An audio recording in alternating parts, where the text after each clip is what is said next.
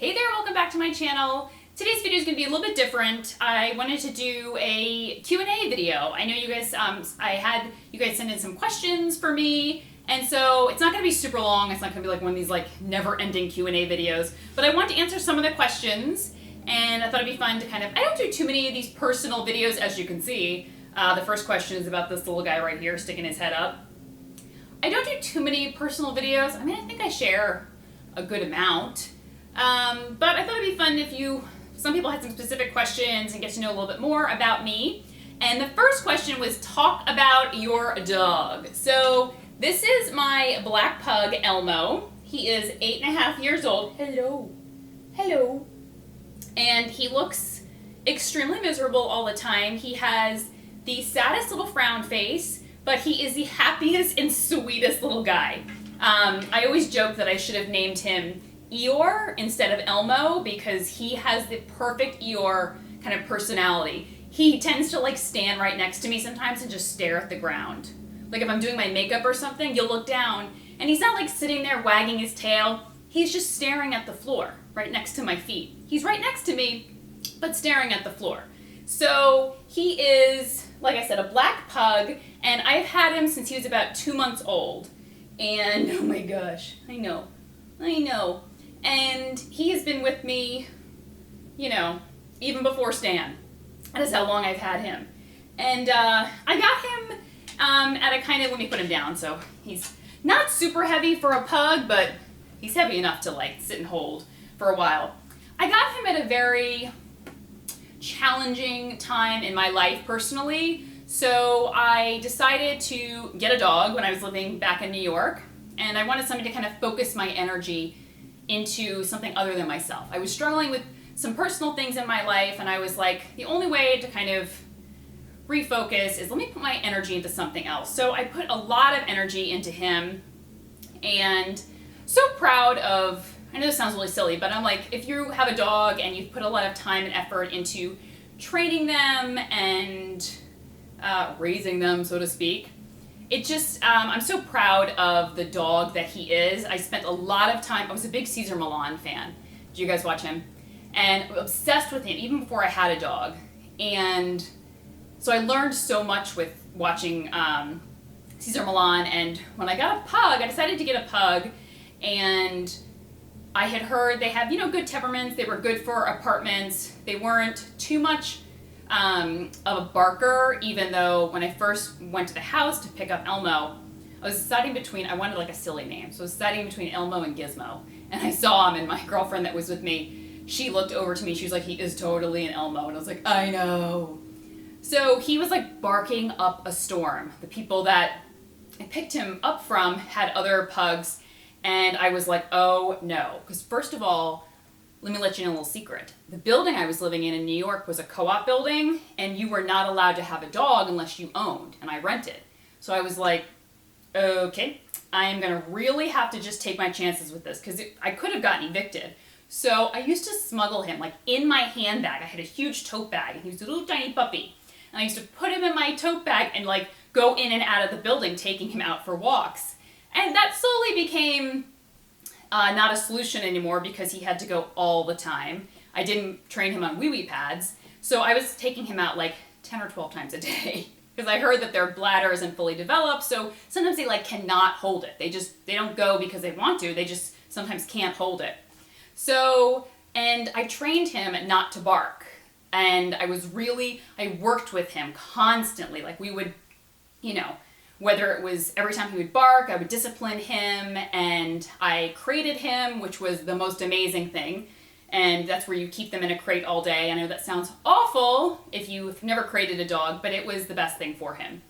And absolutely loved him. And so he's kind of like my buddy. We're very connected. Anyone that knows us, he's very close with the rest of my family, but he is my dog. He looks for me, he sits near me, he's been my BFF for like so long. And even before I met Stan and I was single, we used to go hiking together. I trained him off leash from a young puppy, and so we just did everything together. So that's the story on him. Next, someone asked, do I enjoy reading and what books do I like? I do. I love reading, but it was so funny. After I graduated college, I said to myself, I was like, I am not reading any more books that are designed to be like super intellectual or difficult. Like, I want to read kind of fluff books that don't take any, intense concentration. And I'll tell you why in a little bit. Occasionally I'll read like a deep book. I love a lot of self-help books, and I will link below the book that I'm reading right now. It's about finding your life's purpose or something. It's actually very, very good. The Passion Point or Passion Project or Passion Test. I think that's what it is. And it's an interactive self-help book. It's wonderful. It's actually my second time reading it. But I tend to love a lot of murder mysteries, those like typical very popular books that people are reading. I love those like murder mysteries, and I love the same when I listen to podcasts. I love the like scary murder mystery podcasts. What is my current living situation? I live with my husband and my mother. So I'm sure many of you know, we lost my father late last year, or last summer.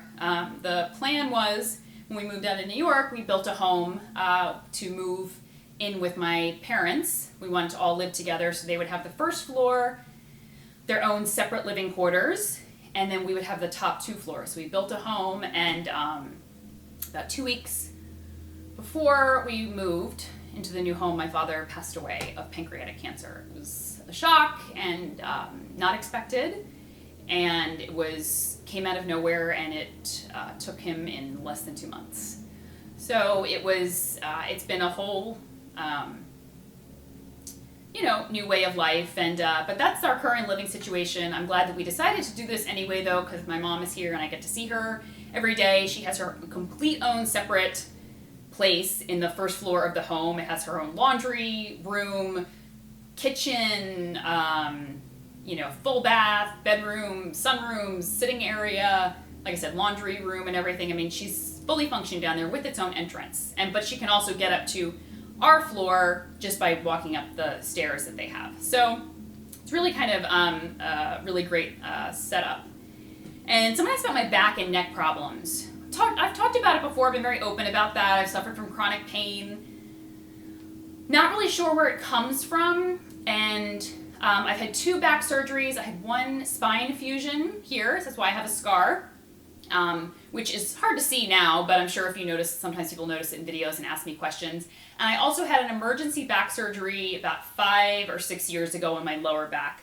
Definitely changes the game. If you've had any back surgeries or chronic pain, it will change the game. Your entire life will change.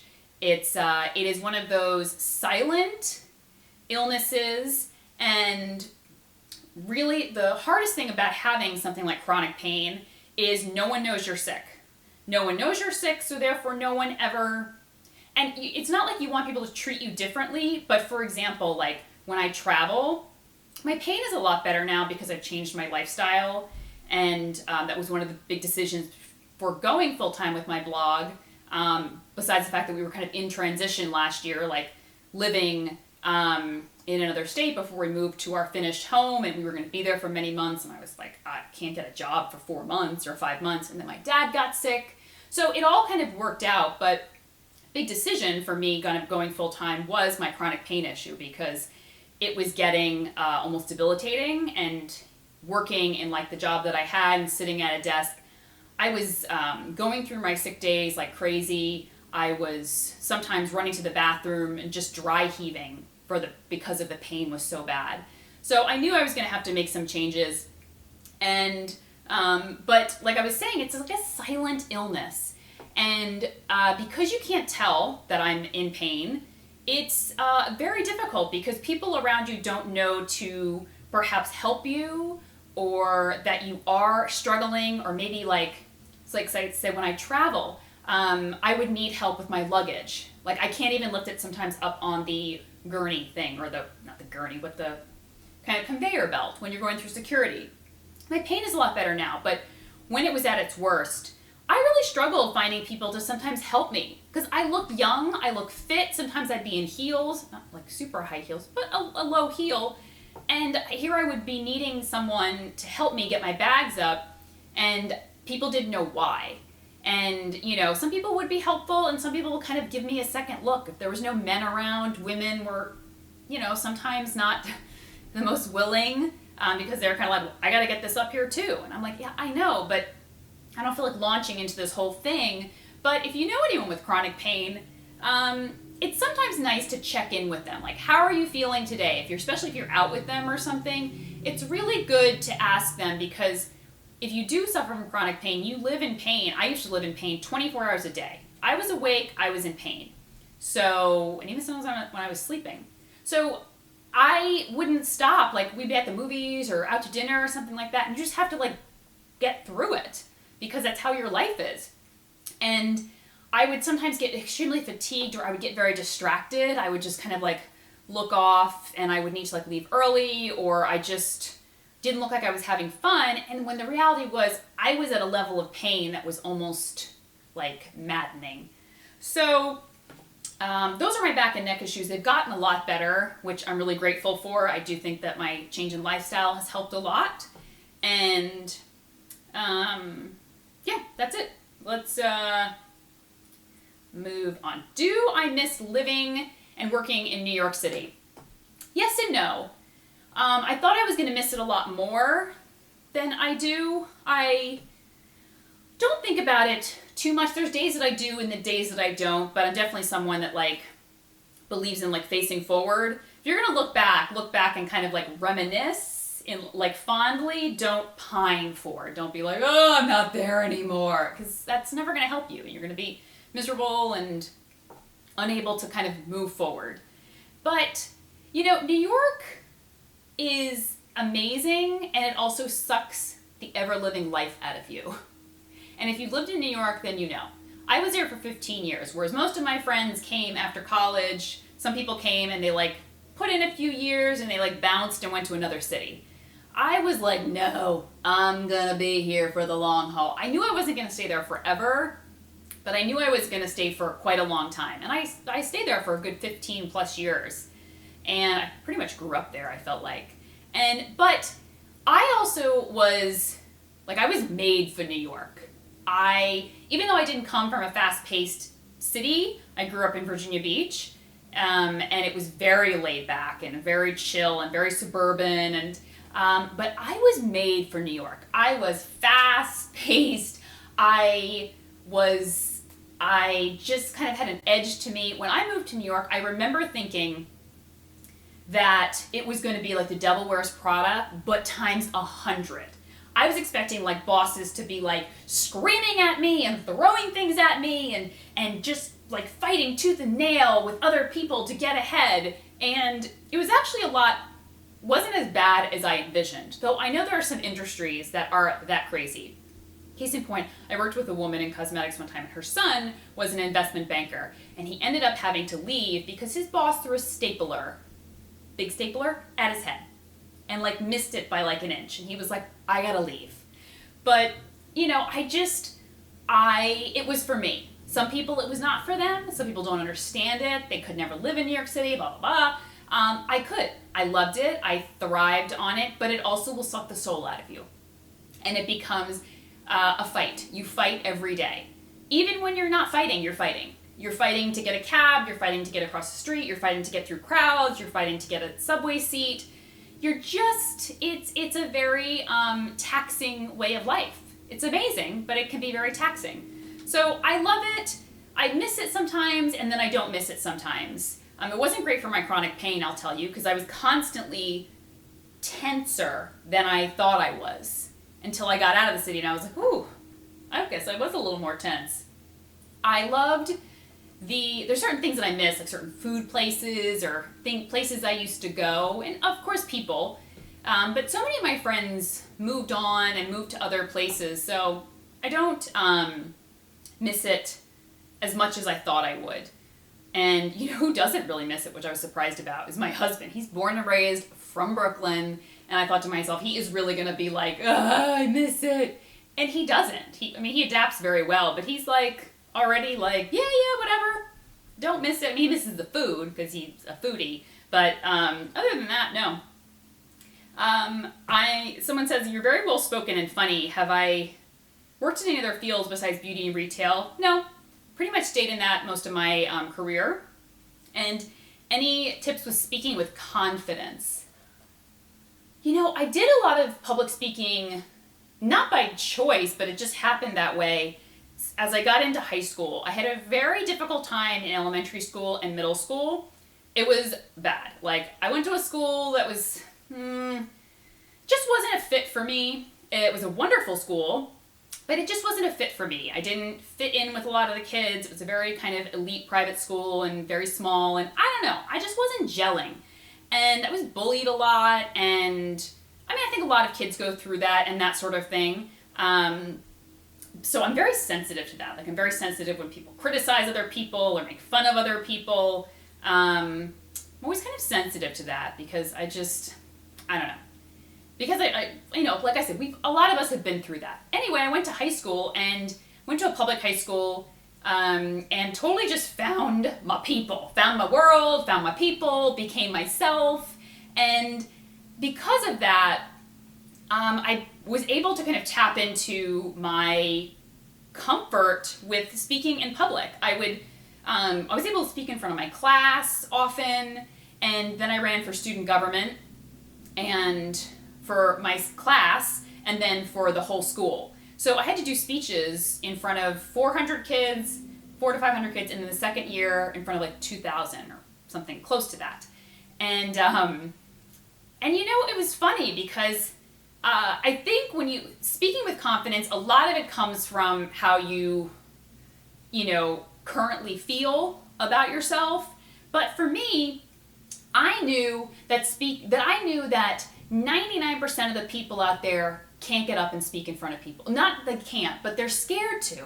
So it's like when you get up there, I'm not worried about people making fun of me because I would love to see them come up and do the same thing. So I'm like, I knew everyone else was nervous. So if they're trying to heckle me or say things, which they didn't, and I was grateful for that, I knew it was just coming from a place of like, they can't get up here and do this because it's not easy. So I would focus less on that and focus more on myself.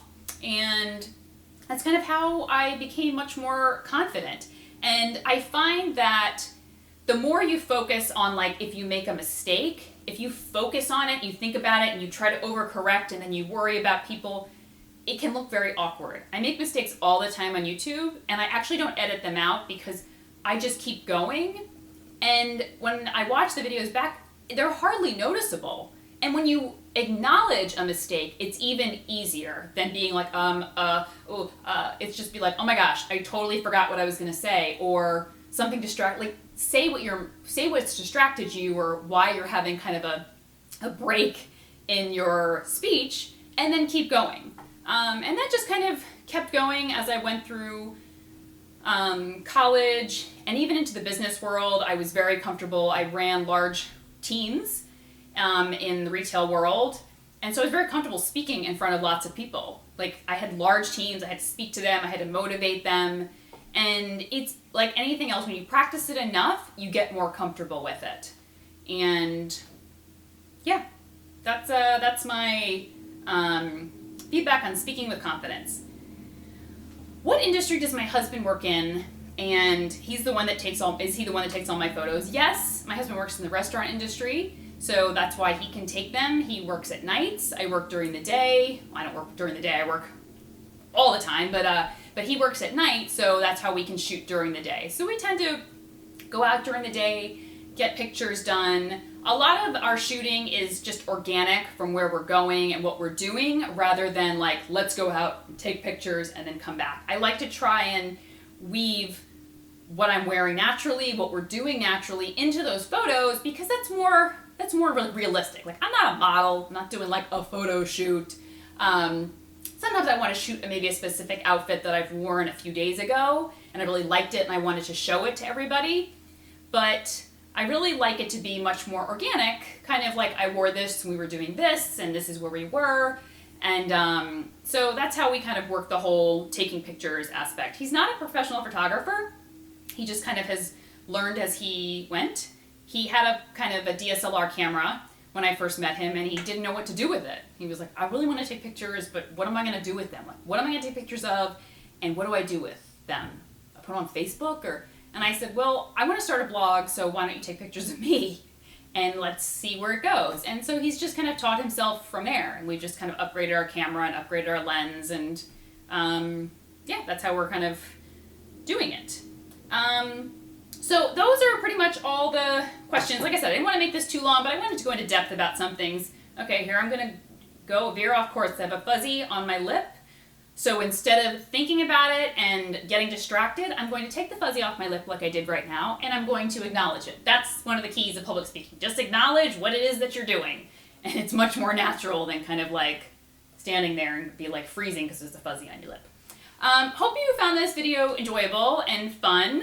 I didn't want to make it too long, but it's definitely longer than most of my videos, so thank you guys for sticking around. If you have any other questions for any future Q&As, feel free to leave me a comment. Love to hear from you guys, and I will talk to you soon. Take care. Bye-bye.